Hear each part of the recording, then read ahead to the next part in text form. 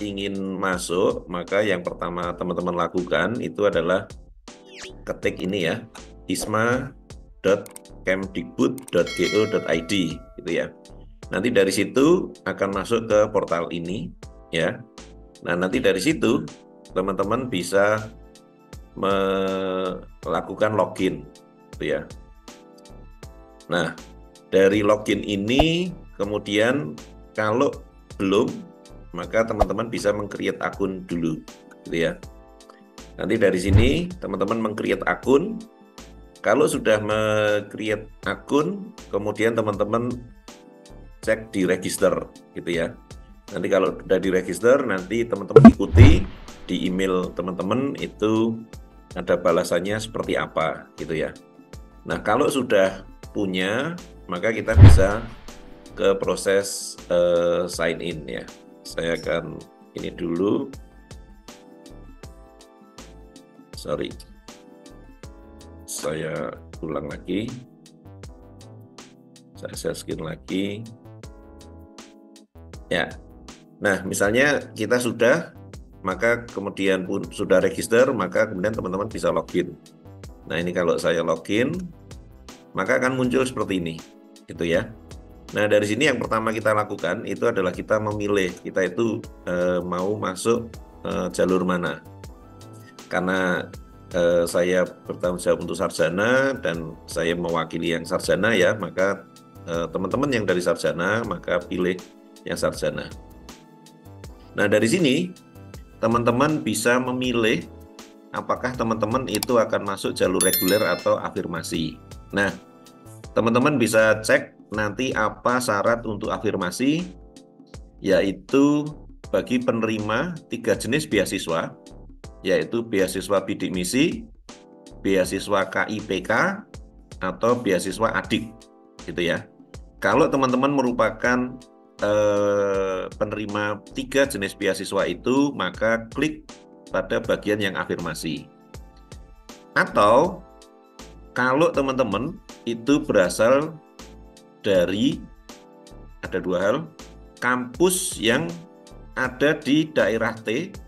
Daerah T adalah nanti sesuai dengan peraturan Presiden PP mengenai daerah T, ya, ada penjelasannya.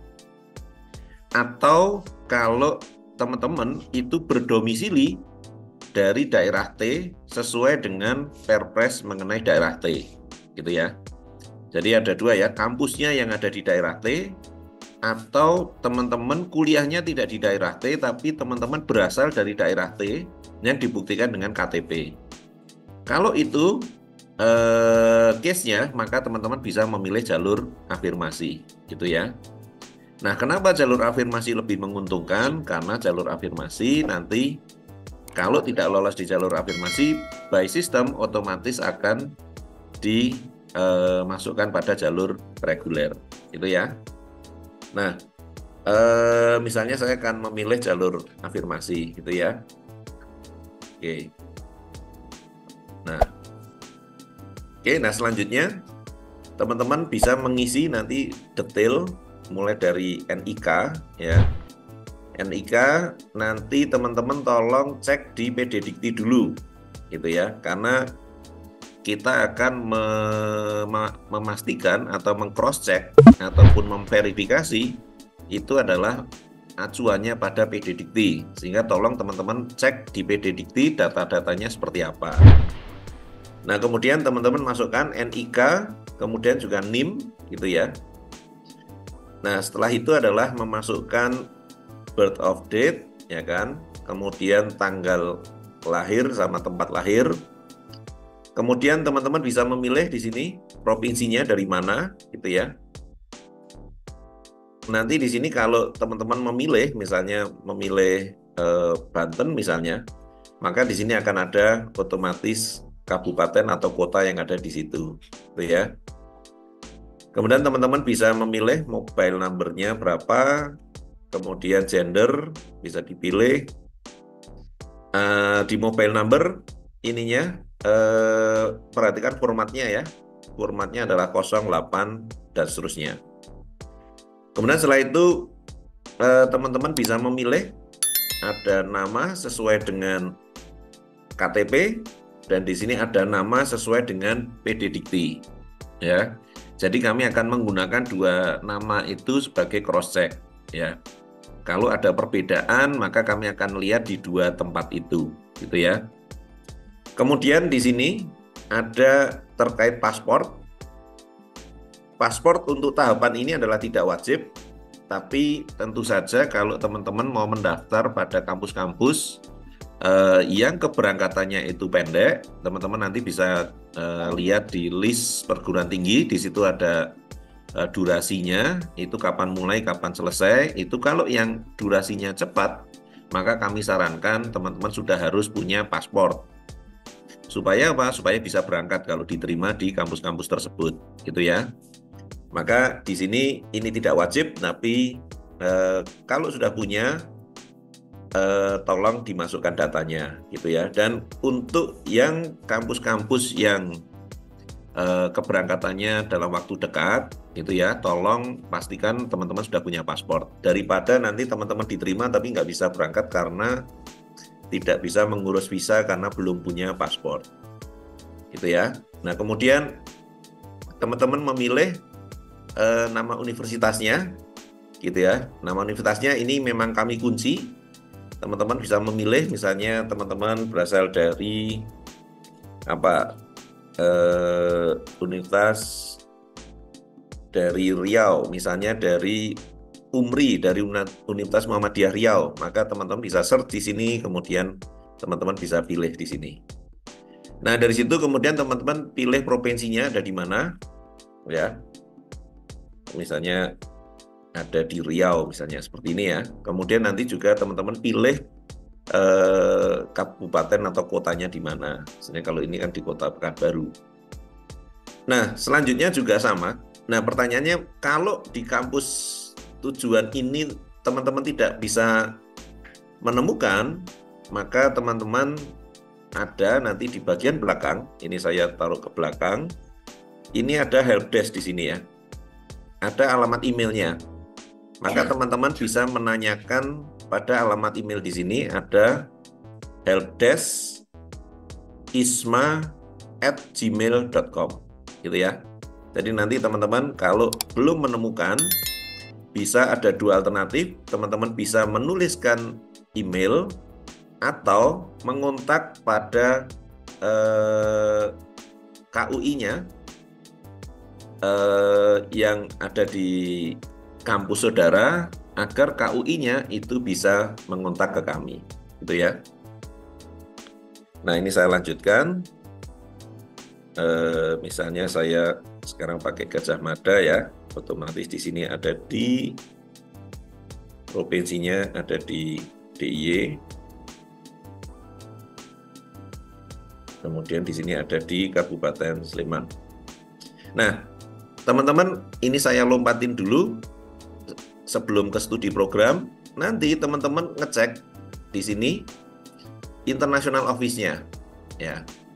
Di sini nanti akan secara otomatis itu terisi, gitu ya. Jadi begitu teman-teman memilih nama institusinya, maka di sini akan secara otomatis terisi dengan data kepala KUI-nya, gitu ya.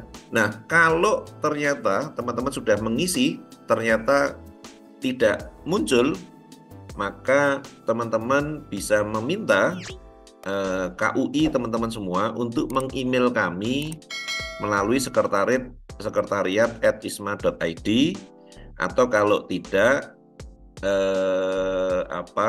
bisa cek di yang bawah, gitu ya. Nah, tapi yang mengontak nanti adalah dari PIC program ISMA atau dari kepala KUI atau international office-nya, gitu ya. Jadi nanti bukan teman-teman yang mengontak, tapi dari kepala KUI yang akan mengontak ke kami. Oke, nah kita kembali lagi. Setelah teman-teman memilih di sini, kemudian teman-teman bisa memilih studi program, ya. Nanti teman-teman memilih mana yang sesuai, gitu ya. Kembali lagi, kalau tidak ada, misalnya saya akan mengetik fisika. Nah, saya misalnya teknik fisika, maka saya akan memilih di sini rekayasa fisika, gitu ya. Kalau teman-teman tidak menemukan lagi, maka pilihlah yang paling mendekati. Gitu ya. Jadi misalnya di tempat saudara itu misalnya nama ininya sebentar. Misalnya kalau rekayasa industri ada ya. Tapi kalau misalnya namanya sedikit berbeda, maka teman-teman pilih di sini yang paling mendekati. Karena ini kami acuannya adalah pada PD Dikti, gitu ya. Nah, selanjutnya teman-teman bisa memilih tahunnya. Di sini kalau semester 4 berarti nanti di tahun 2022, kalau semester 6 berarti di 2021, gitu ya. Kemudian di sini lagi teman pilih semesternya berapa. Nah, kemudian teman-teman bisa memasukkan GPA-nya gitu ya. Di sini pakai titik ya, 3 titik sekian gitu ya. Nah, selanjutnya adalah teman-teman submit EPT-nya, dan di sini teman-teman harus submit secara elektronik informasi tambahan mengenai bagaimana mensubmit, bagaimana memasukkan ininya, kodenya, itu teman-teman nanti pelajari lebih lanjut di link ini gitu ya. Nah, pastikan bahwa baik IPK, baik data-data yang sifatnya kuantitatif gitu ya, itu pastikan sama persis gitu ya. Misalnya apa? Misalnya teman-teman ternyata transkrip terakhirnya itu karena ada beberapa mata kuliah yang belum keluar nilainya, kemudian teman-teman mencetak transkripnya, misalnya tidak bisa sekarang, tapi pakai yang semester sebelumnya. Nah, pastikan angkanya antara dokumen pendukung dengan yang Anda isikan di portal itu sama persis. Sehingga saran kami adalah teman-teman siapkan dulu semua dokumen pendukungnya. Setelah itu baru mengisikan di portal. Jangan dibalik. Jangan mengisi di portal setelah itu baru cari dokumen pendukung. Karena itu akan berpotensi beda. Nah, kalau beda gimana? Teman-teman kemungkinan bisa gugur. Karena apa? Karena tidak lolos di tahapan verifikasi. Jadi perlu kami sampaikan bahwa tahapan verifikasi itu adalah seperti robot, ya. Robot yang tidak berpikir. Artinya apa? Artinya dia hanya sama atau tidak sama, gitu ya. Lulus atau tidak lulus. Nah, sehingga teman-teman harus pastikan semua isian pada portal itu harus sama dengan dokumen pendukung, gitu ya. Sehingga teman-teman siapkan dulu dokumen pendukung, baru mengisi di portal. Nah, kemudian di sini teman-teman bisa memilih teman-teman menggunakan apa.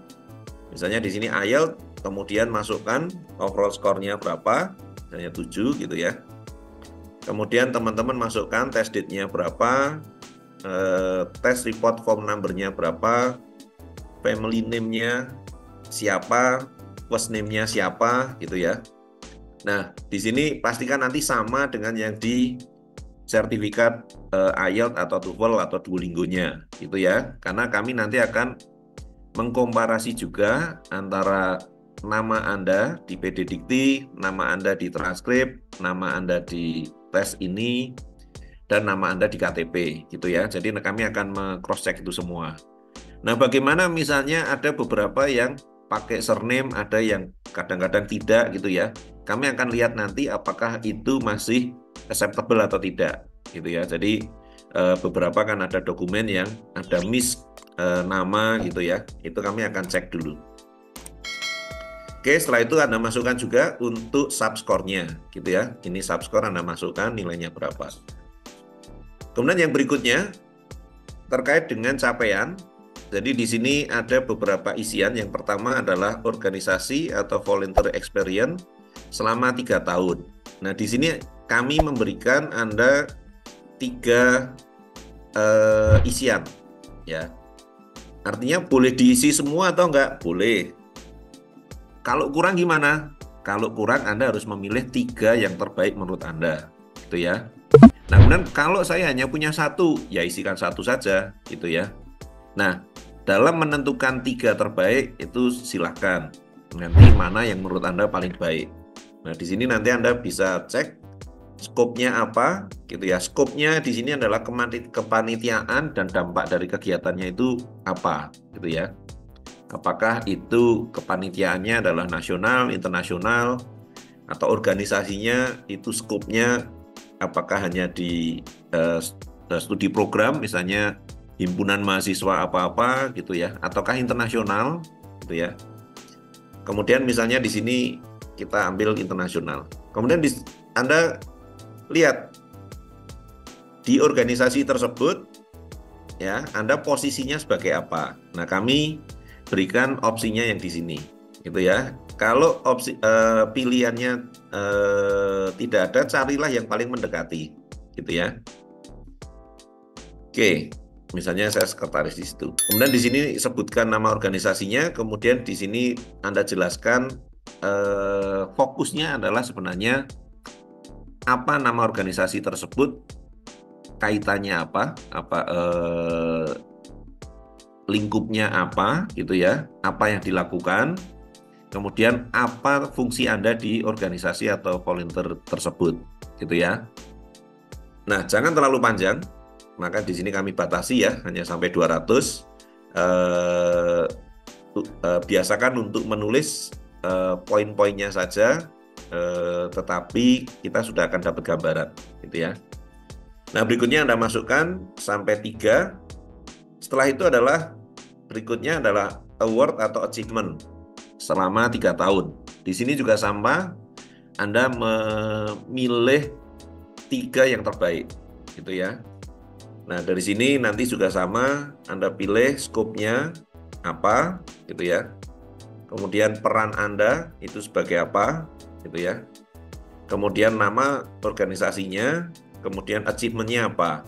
Di sini misalnya pemenang pertama, pemenang kedua, ketiga. Nah, kalau nggak ada juara 1, 2, 3 terus apa? Ya, Anda klik lainnya. Gitu ya. Sebagai contoh apa?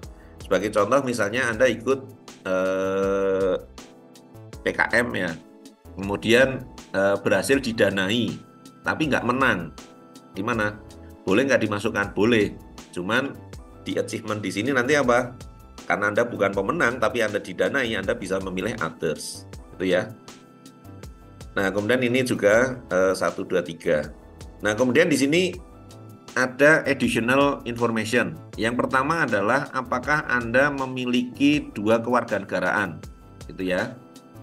2 kewarganegaraan itu apa? Misalnya Anda kebetulan dulu lahirnya di Amerika misalnya. Kemudian karena di sana menganut ius soli ya, kewarganegaraan berdasar tempat kelahiran, maka pastikan bahwa Anda sudah menetapkan Anda memilih kewarganegaraan mana, gitu ya. Dan yang akan kami pakai itu adalah yang kewarganegaraan Indonesia dan bertempat tinggal di Indonesia, gitu ya. Kalau tidak, maka itu akan menggugurkan, gitu ya. Sehingga di sini kalau karena saya hanya memiliki warga negara Indonesia, maka saya tulis no. Kemudian di sini apakah Anda merupakan penerima beasiswa yang sumber dananya berasal dari Kemendikbudristek atau LPDP, gitu ya. Nah, bagaimana kalau saya penerima beasiswa tapi dari Tanoto Foundation misalnya, atau dari Jarum Foundation? Maka kan dia bukan dari Kemendikbudristek atau dari LPDP, maka jawabnya adalah tidak. Tapi kalau saya misalnya penerima beasiswa bidik misi misalnya, maka saya tuliskan yes. Nah, kemudian di sini teman-teman bisa pilih Anda penerima beasiswa yang mana. Misalnya saya penerima beasiswa bidik misi. Oke. Maka di situ kita harus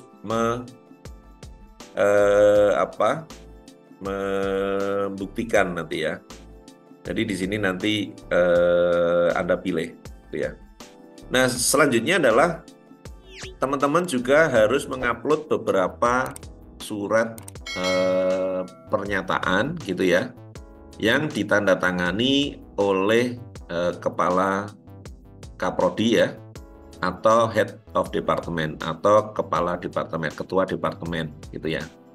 Nah, bagaimana kalau nanti tinggal di-download ya template-nya. Jangan sekali-kali menggunakan template-template yang lama gitu ya. Jadi karena sudah ada perubahan template. Jadi Anda gunakan template yang terbaru yang bisa Anda download dari portal ini. Nah, bagaimana kalau di kampusnya itu ternyata Kaprodi atau Head of Department tidak boleh menggunakan logo atau cap, maka tanpa logo atau cap juga nggak masalah, gitu ya. Jadi yang penting gunakan template yang kami sediakan. Kemudian kalau memang aturan di kampus itu tidak menggunakan logo atau tidak menggunakan cap karena Kaprodi, maka tidak ada masalah. Gitu ya.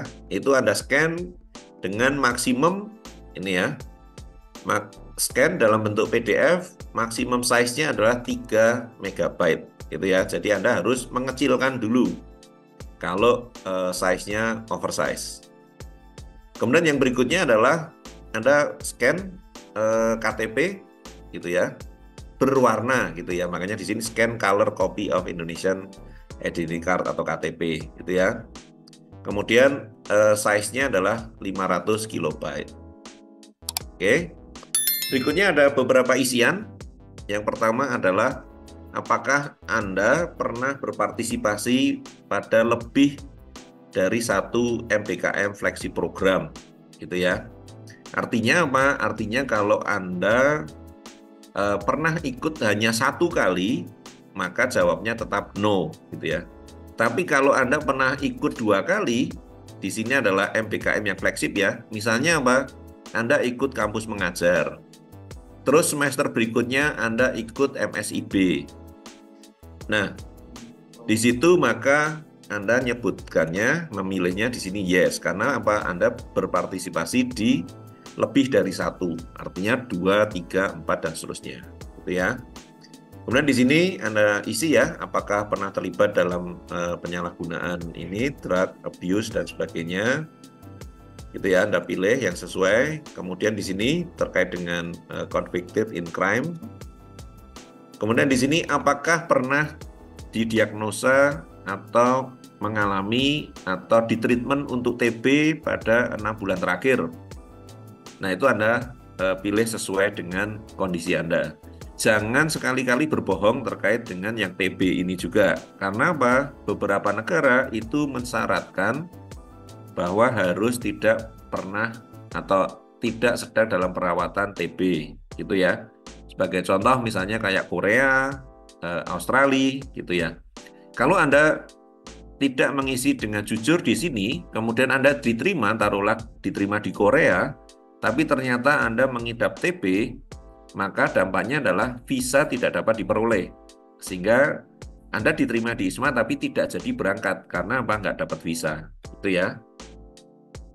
Demikian juga untuk yang beberapa ini, selain TB, ini ada HIV, itu beberapa negara juga mensyaratkan dalam visa ataupun nanti sebelum teman-teman itu studi di sana. Ya, sebagai contoh, kalau nggak salah di Malaysia ya, di Malaysia misalnya Anda diterima di ISMA, kemudian sudah dapat visa, kemudian Anda berangkat ke sana. Nah, di kampus itu biasanya ada aturan mengenai general check-up. Nah, di aturan general check-up itu ada beberapa hal, misalnya pernah mengalami di sini ya, mengalami sipilis misalnya, atau HIV misalnya. Di situ tidak diperbolehkan lanjut. Nah, sehingga itu bisa menggugurkan Anda juga ya. Jadi diterima di ISMA tapi sampai di sana tapi harus pulang gitu ya. Jadi pastikan Anda mengisi dengan jujur di sini sesuai dengan kenyataan. Kemudian di sini terkait dengan hepatitis ataupun kuning ya, penyakit kuning ataupun liver ya. Kemudian di sini adalah mengenai cancer gitu ya. Ini kami lakukan beberapa, ini adalah karena syarat untuk visa, tetapi yang berikutnya juga adalah sebagai modal kami untuk memonitor ataupun untuk bekerja sama dengan kampus mitra. Apakah nanti kami harus menyiapkan persiapan-persiapan khusus gitu ya. Jadi nanti akan kami organize dengan mereka kalau memang ada beberapa kondisi yang teman-teman harus perlu persiapan gitu ya.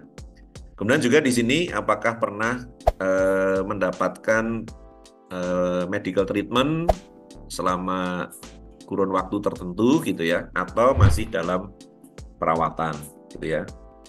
Kemudian juga di sini terkait dengan mental health problem, apakah pernah mengalami ataukah sedang dalam perawatan, tolong sampaikan dengan sejujur-jujurnya. Kemudian di sini juga terkait dengan blood sugar ya, diabetes.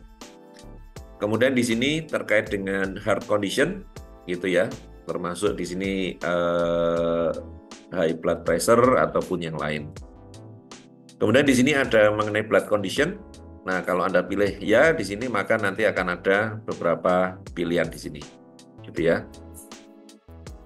Nah, kemudian Anda memilih ya, misalnya mengalami ada hemofili, di mana darah susah membebu gitu ya. Nah, di situ pasti kami akan berkoordinasi nantinya. Kalau Anda lolos sebagai peserta ISMA, maka kami harus berkoordinasi dengan kampus tujuan, gitu ya. Kemudian di sini apakah mempunyai kidney problem? Di sini juga penting apakah Anda pregnant atau tidak, gitu ya. Jadi kenapa penting? Karena misalnya bahwa ternyata Anda sedang dalam hamil muda misalnya, dan kebetulan diterima di ISMA, kemudian kebetulan bisa berangkat sampai di sana, nanti kemungkinan besar tidak bisa pulang. Karena apa? Karena usia kehamilannya besar. Nah, kalau nggak bisa pulang gimana? Siapa yang harus menanggung biaya? Ya, jadi tidak ada. Nah, itu akan mengakibatkan permasalahan yang besar.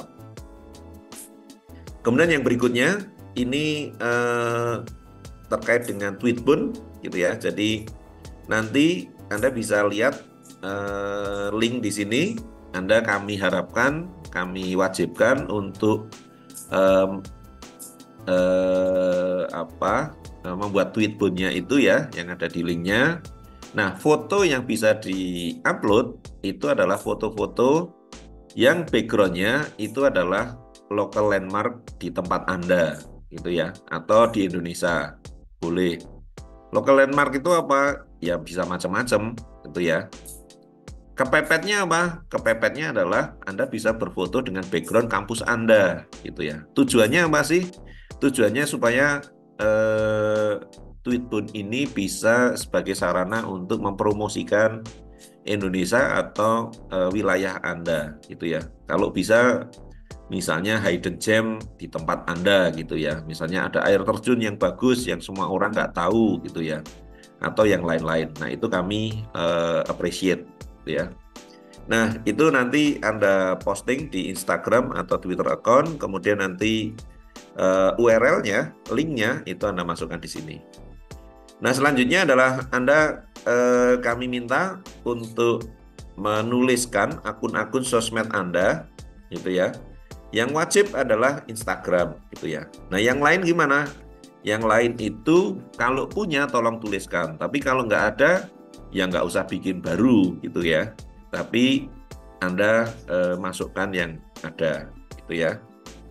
Nah, kemudian kalau LinkedIn ini sifatnya wajib. Kenapa menjadi wajib? Kami ingin Anda terbiasa untuk bernetwork melalui beberapa sosmed yang biasa digunakan terkait dengan networking untuk pekerjaan. Kemudian di sini juga ada blog atau website Anda kalau punya ya. Oke, nah berikutnya adalah Anda bisa memilih kampus tujuan Anda, gitu ya. Di sini ada 3 pilihan kampus, ya. Kemudian dari 3 pilihan kampus ini Anda bisa memilih minimal 3 mata kuliah, gitu ya. Jadi di sini ada 4, tapi minimalnya Anda bisa memilih 3 mata kuliah. Nah, bagaimana kalau Anda tidak mau memilih 3 kampus, gitu ya? Saya sudah mantep, saya hanya mau kuliahnya di Universitas X misalnya. Apakah boleh hanya memilih satu? Silahkan, gitu ya. Tetapi kami memberikan sampai 3 pilihan. Nah, 3 pilihan harus Anda tentukan dengan baik karena kami tidak mengharapkan Anda misalnya diterima di pilihan ketiga dan kebetulan pilihan ketiganya itu Anda asal-asalan. Itu yang penting Anda pilih, kemudian Anda tidak jadi berangkat gitu ya. Anda mengundurkan diri. Nah, itu tidak kami inginkan gitu ya. Tentu saja beberapa tindakan-tindakan seperti itu akan ada konsekuensi tersendiri ya. Jadi pastikan Anda memilih 3 kampus tadi itu dengan baik, dengan sadar, dan apapun yang diterima dari 3 kampus itu teman-teman harus berangkat gitu ya. Tidak ada istilahnya Anda mengundurkan diri karena diterima di pilihan 3 gitu ya, karena itu akan ada konsekuensi baik kepada Anda maupun kepada home uni Anda maupun pada adik-adik kelas Anda nantinya gitu ya. Baik, ini ada 3 pilihan yang bisa dipilih.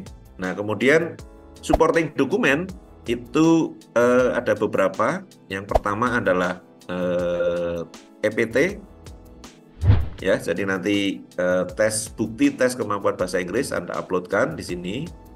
Kemudian akademik transkrip untuk semester 1-3 apabila sekarang duduk di semester 4 ya pada saat pendaftaran, atau semester 1-5 apabila teman-teman duduk di semester 6. Nah, bagaimana bila kampusnya itu belum selesai ujiannya gitu ya? Maka upload saja transkrip yang paling mutakhir, yang terbaru gitu ya. Nah, yang terbaru itu bisa saja adalah pada semester yang sebelumnya atau pada semester yang jalan tapi belum lengkap gitu ya. Tapi seperti yang kami sampaikan tadi adalah bahwa pastikan supporting dokumen dengan portal itu harus sama persis ya, angka-angkanya harus sama persis.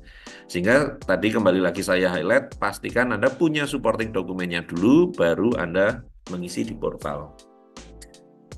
Kemudian yang berikutnya adalah letter statement, sign dan stamp atau bermeterai oleh Kaprodi atau head departemen gitu ya. Jadi harus ada tanda tangan dan bermaterai gitu ya. Jadi materainya itu harus materai yang valid. Artinya apa? Artinya Anda tidak boleh download dari Google kemudian di copy paste gitu ya, copy paste gitu ya, atau yang lain. Kalau memang kesulitan Anda bisa menggunakan e-materai, itu diperbolehkan gitu ya. Atau kalau enggak Anda pakai materai yang biasa 10.000 itu, tapi nanti setelah semua tanda tangan baru di-scan gitu ya.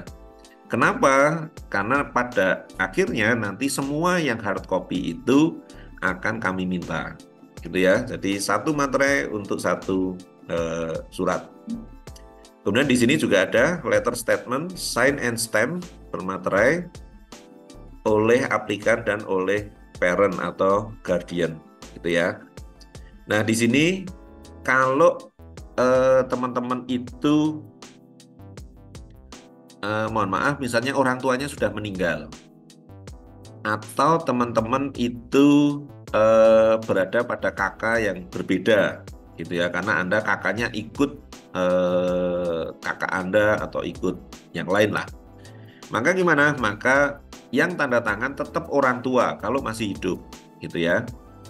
Nah, kakaknya gimana kalau pisah? Kakaknya dua-duanya dilampirkan gitu ya. Nah, kalau orang tuanya sudah meninggal gimana? Nah, di sini ada 2 case. Yang pertama adalah kalau Anda belum dewasa gitu ya, maka di situ diperlukan guardian apa surat penetapan pengampu yang ditetapkan oleh pengadilan gitu ya. Tapi kalau Anda sudah dewasa, 18 tahun, maka kan sudah tidak perlu lagi. Maka di situ cukup ditandatangani oleh wali, ya, tetapi tanpa surat penetapan pengadilan terkait dengan pengampuan. Itu ya. Nah, selanjutnya adalah IC. Di sini ada IC, 4 IC yang harus Anda isi ya. Maksimal 350. Nah, kemudian di sini ada yang penting, yaitu self survey, gitu ya. Self survey di sini itu Anda harus memastikan, karena waktunya itu adalah 25 menit ya sebelum kita melakukan. Maka Anda pastikan Anda punya jaringan yang baik, gitu ya. Kemudian Anda pastikan cuacanya mungkin baik, gitu ya, karena beberapa tempat misalnya kalau hujan itu listrik sering mati, gitu ya. Nah, kalau sudah itu ready, maka Anda lakukan self survey. Nah, bagaimana kalau di tengah-tengah kemudian mati lampu atau internetnya tahu-tahu mati? Nah, teman-teman nggak usah panik, karena itu akan secara otomatis akan di-save oleh kami, dan nanti dari 25 menit itu akan bisa dilanjutkan dengan waktu yang tersisa. Jadi misalnya Anda sudah 5 menit mengisi 2 soal atau 3 soal gitu ya, pertanyaan ya, 2 atau 3 pertanyaan, tahu-tahu mati lampu. Nah, maka Anda akan punya sisanya taruhlah 20 menit untuk mengerjakan pertanyaan-pertanyaan yang lain, gitu ya. Dan ini hanya bisa dilakukan 1 kali, ya, sehingga Anda pastikan yang tadi. Nah, setelah itu apa? Setelah itu kalau Anda melakukan, kemudian Anda bisa klik di save draft. Nah, ini ingin kami pastikan bahwa teman-teman biasakan untuk selalu menge-save draft, gitu ya. Jadi misalnya di atas tadi sudah mengisi beberapa, kemudian save draft dulu. Setelah itu teman-teman sudah mengisi berapa, kemudian save draft dulu. Nah, sehingga di sini kita save draft, gitu ya. Maka akan muncul di sini itu kalau masih ada error, maka teman-teman bisa klik di sini detail, ya. Misalnya di sini ada your English score melebihi dari range yang ada pada jenis tes tertentu tersebut. Misalnya kita menggunakan IELTS tapi ditulisnya pakai IBT, skornya 65. Nah, di situ akan muncul, gitu ya. Jadi error-error ini akan muncul terus, gitu ya, kalau isian kita itu belum baik. Nah, kita bisa ngecek juga, misalnya saya balik lagi ke home, gitu ya. Kemudian kita cek di registration. Nah, di sini saya akan pakai akun yang lain ya. Sebentar, saya akan buka akun yang sudah ada isiannya. Kalau tadi kan masih kosong ya. Teman-teman bisa cek di sisi kanan ini ya. Ini adalah akun kita, gitu ya. Dan ini saya menggunakan akun yang berbeda yang sudah ada isiannya ya. Nah, di sini kalau kita sudah memasukkan, maka teman-teman pastikan ada di sini. Di sini ada registration, ISMA is open. Nah, di sini ada reguler sama draft. Artinya apa? Di sini menunjukkan kalau saya itu menggunakan jalur reguler dan saat ini saya masih draft, gitu ya. Nah, kalau seperti ini maka kita bisa lanjutkan. Di sini saya continue register now, dan ini ada data-data yang sudah saya isikan, gitu ya. Nah, di sini data-data sudah saya isikan semua. Beberapa sudah saya uploadkan juga ya. Ini sebagai contoh saja. Nah, kemudian dan self survey sudah saya lakukan, kemudian kita bisa save draft. Nah, kalau kita sudah yakin semua, gitu ya, yakin semua tidak ada masalah, maka kemudian kita bisa submit, gitu ya. Nah, di sini ingin saya highlight bahwa kalau Anda sudah submit, maka sudah tidak ada lagi yang bisa diubah, gitu ya. Jadi pastikan sebelum Anda mensubmit, itu pastikan kebenaran dari semua dokumen, kebenaran dari semua isian, gitu ya. Karena submit hanya bisa dilakukan 1 kali. Nah, kalau sudah yakin, teman-teman pilih submit di sini. Nah, di sini akan ada notice ya, apakah Anda sudah yakin datanya benar karena tidak ada perubahan. Setelah itu kita submit. Nah, di sini nanti akan ada perubahan di sini ya. Jadi kalau tadi adalah draft, di sini maka jadi submitted. Nah, kalau sudah submitted artinya Anda sudah selesai dan saatnya untuk berdoa, gitu ya. Jadi mudah-mudahan hasilnya menjadi yang terbaik. Anda berdoa karena sudah tidak bisa apa-apa lagi, gitu ya. Nah, mungkin itu kalau yang dari saya, nanti akan dilanjutkan oleh Bu Hilda untuk yang vokasi. Makasih.